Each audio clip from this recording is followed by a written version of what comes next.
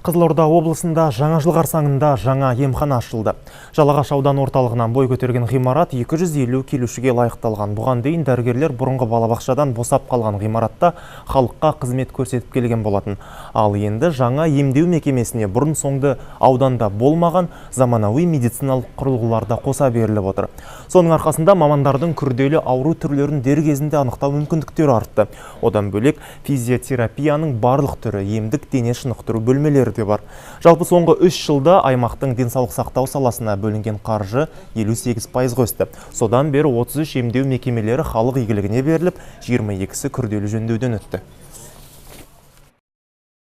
Ескі неде ешқандай жағдайымыз жоқтығын, коридорына дейін тартығын, ояқтан біз анализ өткізу, анаяқта күндізгі емханаға сандалып баратынбыз. Аллаға шүкір, мінеге ашылып атыр, ризамыз, рахмет бәріне, халықтың жағдайы жасалып атыр, дәрігерлер де жақсы. Жүрек ауруларын ерте анықтауға арналған жабдықпен қамтылып атырмыз.